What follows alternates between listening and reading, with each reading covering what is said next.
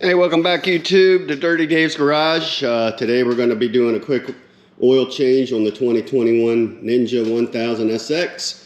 Just took it out for a quick spin to warm it up, get the oil nice and lubed up. Put a little sea foam in about a week ago, ran it in the garage a couple times, let it idle to get it working through the crankcase, cleaning everything out. This is the initial oil change.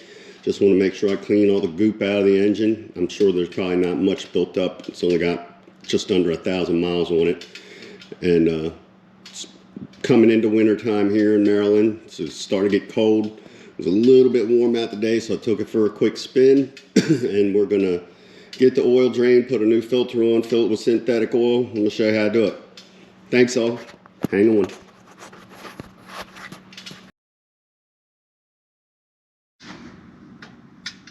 Okay, so step one is get your bike on some kind of stand. We just drove ours into a portable wheel chock I have here. This thing's great.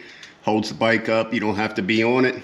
If I can, I'll find a link for Amazon, put it in the description along with all these other parts. If you look underneath, I had to do some research to find that oil filter, but there's the part number. Hopefully you can see it.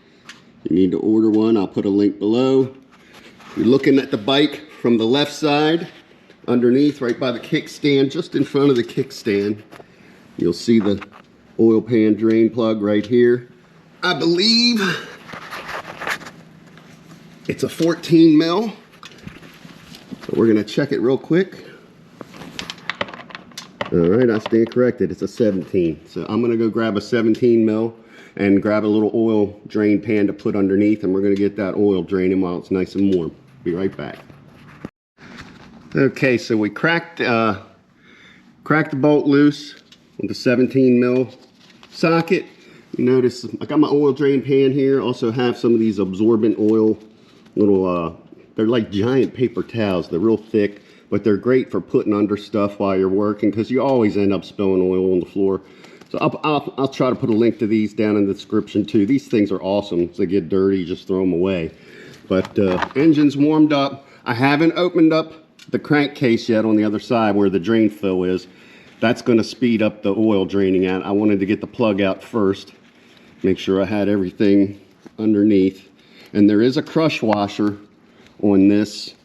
I'm going to reuse mine. They always say you should replace them, but I hardly ever do. I've got a couple cars that have these on them, and I don't think I've ever replaced them, but hopefully we'll be able to get this off without it dropping in the oil pan. Otherwise I'll have to grab a magnet and fish it out. The oil's already starting to come out. As you can see, that crush washer on there. Oh, there it is. Drop the bolt. That's not a big deal. Just set them down here and we'll clean them up in a few minutes. Actually, I don't even think I need to open up the other side yet because it's coming out pretty fast. But I'm going to pause the camera and just crack the seal on the other side. We're going to have to fill it up anyway. So we'll give that a few minutes to drain all out. And you can see the oil's a little dirty, probably from me putting that sea foam in to loosen up any dirt that was in the engine and around the pistons and rings. Stuff works great. Put a link for that down there too. I use it in all my cars, and in the cars I'll drive them for like 50 miles or so before I change the oil. I'll put it in a couple days before I'm going to change the oil, and it does a great job on cleaning all the carbon buildup and whatnot. Sludge around your valves and piston rings. This stuff, I can't say enough good stuff about it. And I'm not paid by them to promote it. It's just something I've used, and it's helped me with oil consumption issues in some of my older cars because it cleans the piston rings good and gets them working right again, and helps keep your motor in, or your oil in the engine instead of staying in the cylinder and getting burned off. So just a quick tip. I'll be right back. Okay, so oil's almost done draining out. You can see I slid the pan forward a little bit because we're going to go ahead and loosen up try to loosen up the oil filter that's under there. Hopefully you can see it.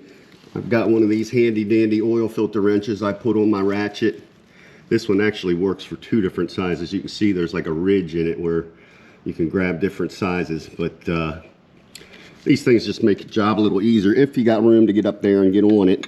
It's a little tight. Actually, we might have to move this oil pan just a little bit out of the way. And we're still dripping, so trying to keep it under there. But it's pretty much done. Get that on there and Give it a twist. It shouldn't be on too tight.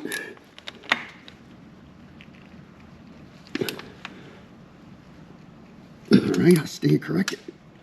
It's on there pretty tight, but it's coming off. Somebody went a little overzealous with the oil filter on this one. They put it on at the factory. Alright, but it's loose enough we should be able to get it out by hand. You'll notice it starts draining as you get it loose, so we're going to pull it off slow to let the oil run out of the filter so it doesn't go all over the place. We'll give that a minute, then we'll spin that off. And again, make sure you rub a little bit of oil on your new filter. This is our new one. I just rubbed, and you don't have to put clean oil, it's just to get it wet. But my oil wasn't that dirty. I just wanted to wet that rubber gasket, get a little film of oil on it. It makes it seal better. Just be careful when you pull the old filter off. Now you make sure that rubber gasket comes off with it, with the old one. And because they do come off sometimes. I've seen it happen on cars before. And if you put your filter on and that old one's still on there, it's not going to seal and you're going to have an oil leak. So just make sure that that little rubber ring comes off with the old filter. So I'm going to get the old one off and pop the new one on. Make sure you put it on by hand, both of these bolts, the bolt and the oil filter. You thread them in by hand, jiggle it as you go so it doesn't cross thread. You should get no resistance until they're all the way in. And then we'll come back and tighten them up. So I'll be back. Okay, per the owner's manual, you can see right here, we want to set the oil filter at 13 foot-pounds or 17 Newton meters, and the oil drain bolt at 21 foot-pounds or 29 Newton meters. So we're going to get the bolt put back in and the oil filter put back on and torqued down, and we'll be back.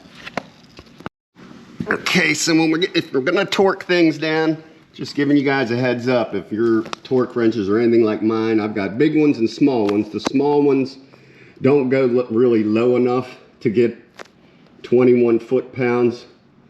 And this little one is in inch-pounds. So I did a conversion. It's 252 inch-pounds of torque for the drain bolt on a small torque wrench like this. And then I'll do the conversion for the oil filter as well, because that's not going to be as much. You basically just hand tighten those oil filters and then give them like a quarter turn. But we'll figure out the torque, and I'll put that on here as well to help you guys out. So we'll get the nut in first, or the drain bolt in first, then we'll do the filter. Got our drain plug in and torqued down. The oil filter wrench is going to be 156 inch-pounds, not foot-pounds, inch-pounds converted. So I've adjusted my wrench and I'm going to torque that down, then we'll go ahead and get the oil filled up. So I'll be right back. Alright, we're back. Got our new motorcycle oil here. I ordered the Quicksilver 10W40 full synthetic. I'll put a link in the description below. You can use the oil brand of your choice, but I don't necessarily buy the most expensive oil because I change my oil more often than what is recommended anyway. And most of this synthetic motor oil all comes from the same place, just different people put different labels on it. But we got the crankcase opened over here. Got our little funnel. It's easier to use a small one because some of the bigger ones don't fit in the hole well. We're going to fill it up since we're on a stand. If you can see the sight, the oil eye here, it needs to be between these two marks once we fill it up. But I'm going to fill it up till this is full. It's 3.4 US quarts according to the user manual. But I'm going to fill it up, and then we're going to start the motor for a few seconds, let the oil filter fill up with oil. We'll check the level, because when you start it, the oil level is going to drop here. So you can't check it while it's running. You want to check it while it's sitting still. So we'll run it for a minute, shut it off, let all the oil drain back down, and check the level. And if we need to add more, we will. But we're going to do the best we can to get it right, or get it close. So we'll go with like just a little over 3 quarts and see what she looks like. And we'll be back. Okay, so hopefully you can see we're just below that top line. We're going to start the motorcycle for a second and let it run for a minute. Move that oil around, get all that any air out that might be in the system, and fill that oil filter up. even though it should be filled, because I think it's low enough that as you fill the crankcase, it's going to get into the filter. But we'll start it up for a minute and then we'll check it again. We'll be right back. So we started the bike a couple times and topped the oil off, let it settle back down. Hopefully you can see we're right below that top line where we want it to be. And it took almost all 4 quarts, even though it said 3.4 quarts. Maybe that jug they sold me was a little bit low, I don't know. But there's a little left in the jug, so I have some if I need to top it off down the road, but I doubt I'll need to. Don't forget to put your cap back on. Don't go crazy tight on it, just snug it down good and tight so it doesn't come loose. And you should be good to go. Make sure you dispose of your oil properly. Take it to the recyclers. Clean up any oil mess on the ground. Also, don't forget to like and subscribe to Dirty Dave's Garage. When we do some fix-it projects down here you might be interested in, you can take a look and tell us what you think. Leave some comments and check the description for any parts used today, as usual. And we'll see you next time on Dirty Dave's Garage. Have a good one, all. Be safe. Hey guys, one last tip I forgot to mention. Whenever you do an oil change, make sure you keep a record of it. Jot a note, how many miles, what the date was when you did the oil change, either in your owner's manual. I keep a spreadsheet online for all my vehicles, and I just keep a running log on Google Docs, so I never lose it. And I have a tab for each one of my vehicles, and I keep track of everything I do in case I ever sell one. I can give a complete history to the future owner so they know what's been done and what hadn't. Just a little helpful tip, guys. Again, have a good one, and don't forget to like and subscribe to Dirty Dave's Garage. See ya.